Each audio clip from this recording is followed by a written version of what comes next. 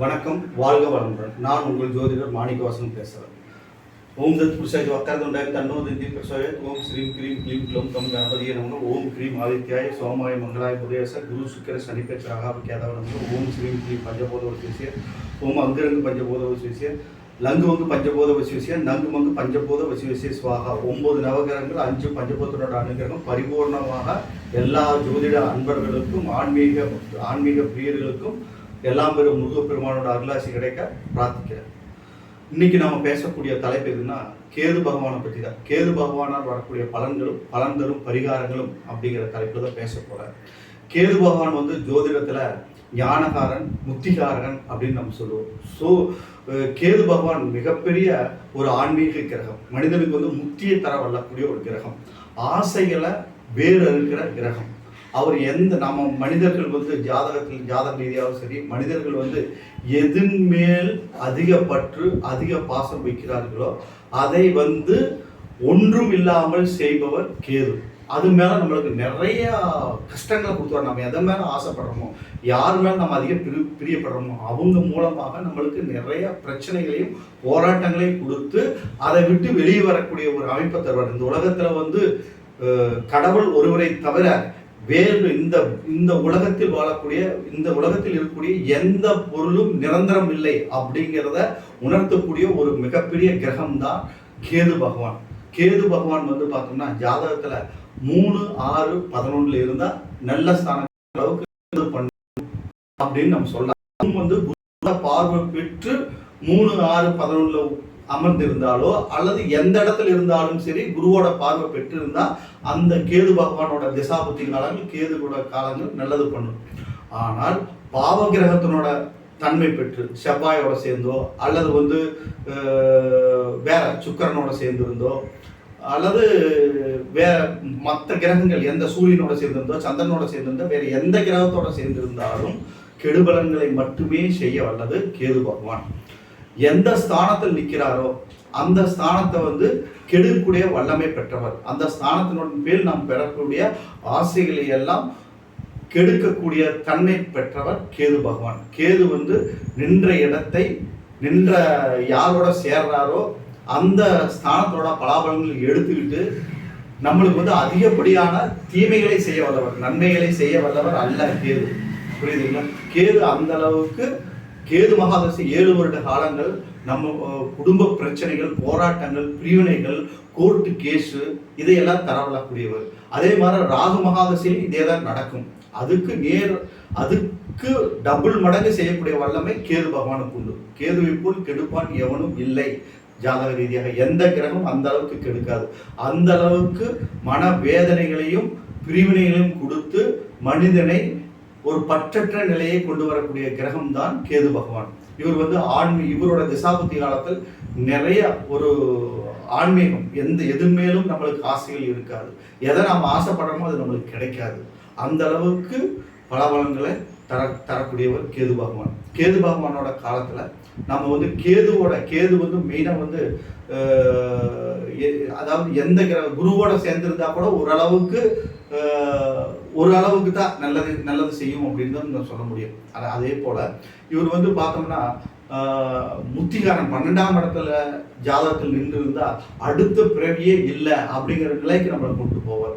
அந்த மாதிரி ஒரு முத்தி ஸ்தானத்துக்கு பவர் பெற்ற ஒரு கிரகம். இவருடைய ஒவ்வொரு காலத்திலையும் எந்தெந்த கட்டத்தில் எங்கெங்க நின்று இருந்தா, எந்தெந்த வீடுகளில் எங்கெங்க நின்று இருந்தா என்ன பலன்கள் அப்படிங்கிறது தனி வீடியோ தான் நம்ம போட முடியும். இப்போ இவருடைய தன்மையை பற்றி பேசி இவருக்கு உண்டான பரிகாரங்கள் என்ன அப்படிங்கிறத நம்ம இப்போ சொல்ல போகிறோம். அப்போ சொல்லிட்டு இருக்கிறோம். இவர் வந்து மேக்சிமம் எந்த இடத்துல நின்றாரோ அந்த இடத்துல வந்து கெடுத்துட்டுவார் அப்படிங்கிறதா சிம்பிள் லாஜிக்கு. 3, 6, 11 அப்படிங்கிற மறைவு ஸ்தானங்கள் நிற்கிறப்போ ஓரளவுக்கு நல்லது செய்யும் அப்படிங்கிறது, அதாவது குரு பார்வை பெற்றிருந்தால்தான் நல்லது பண்ணும் அப்படிங்கிறது தான் என்னோட கணிப்பு. நான் பார்த்த வரையிலும் கண்ட உண்மைகள் இதுதான்.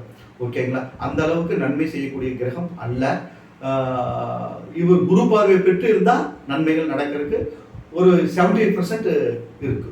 ஓகேங்களா? அதனால கேது மகாதச காலத்துல கணபதி வழிபாட்டை மெயினாக வச்சுக்கணும். கணபதி வழிபாடு மிகச்சிறந்த வழிபாடு. கேதுனோட அதிதேவதை கணபதி தான். கணபதி வழிபாட்டை வச்சுக்கலாம். அப்புறம் ரெண்டாவது பார்த்தோம்னா இவருக்கு வந்து கோயில் அப்படின்னு பார்த்தோம்னா கோயில் வழிபாடு அப்படின்னு பார்த்தோம்னா கும்பகோணம் மாவட்டத்தில் இருக்கிற கேது கீழ்பெரும்பள்ளம் அப்படிங்கிற ஸ்தலத்தில் போயிட்டு பரிகார பூஜைகள் செய்யறது மிகப்பெரிய உத்தமம். அங்கே 7 விளக்கேற்றி அர்ச்சனை செய்யறது, அங்கே கோயிலில் வந்து எண்ணெய் வாங்கி தர்றது, நல்லெண்ணெய் வாங்கி அந்த கோயில்களை தந்து விளக்கேற்ற சொல்லி தர்றது, அர்ச்சனைகிட்ட கொடுக்கறது, இதெல்லாம் மிகச்சிறந்த பரிகாரம்.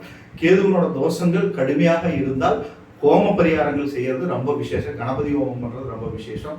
காலஸ்திரி போய் ராகு கேது பரிகார பூஜை செய்கிறது, பாதாள விநாயகர் தரிசனம் பண்ணுறது. ஏன்னா காலஸ்திரியில் இதுக்கு மிகச்சிறந்த பரிகாரங்கள் அங்கே செய்கிறாங்க. அதனால நம்மளுடைய வசதிக்கு தகுந்த மாதிரி அங்கே நம்ம எந்த டிக்கெட் வாங்கிட்டு போய் பரிகாரம் பண்ணுறோமோ அதை நம்ம பண்ணிக்கலாம்.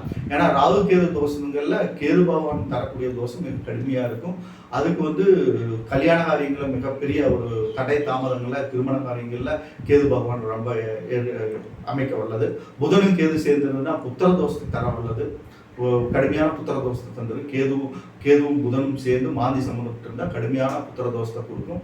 அதனால இவருக்கு வந்து பார்த்தீங்கன்னா காலஸ்திரி கோயிலுக்கு போகிறது, கீழ்பெரும்பள்ளம் போகிறது, திருப்பாம்புபுரம் கும்பகோணத்தில் கூடிய திருப்பாம்புபுரம் அப்படிங்கிற கோயில் போய் அந்த கோயிலில் என்ன அந்த ஸ்தலத்தில் என்ன பரிகாரங்களோ அதை செய்யறது கொஞ்சம் கஷ்டங்கள் வராமல் ஒரு அளவுக்கு தடுக்கும். அது மாதிரி செய்யறது ஓகேங்களா.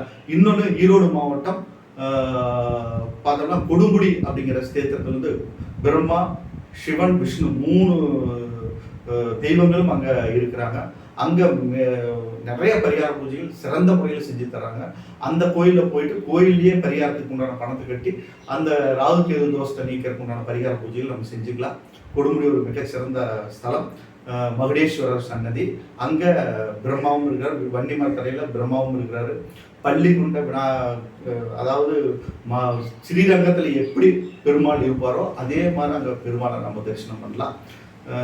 நல்ல ஒரு அருமையான ஸ்தலம். அந்த கோயிலுக்கு போகலாம். இந்த மாதிரி ஒரு 4 கோயில்களுக்கு நீங்கள் தாராளமாக போயிட்டு வரலாம். சர்வ கோயில்கள் எங்கெங்கே இருக்கோ அங்கே போயிட்டு கேதுக்கு உண்டான பரிகார பூஜைகள் செஞ்சோம்னா கேது பகவானோட அனுகிரகம் பரிபூர்ணமாக நம்மளுக்கு கிடைக்கும்.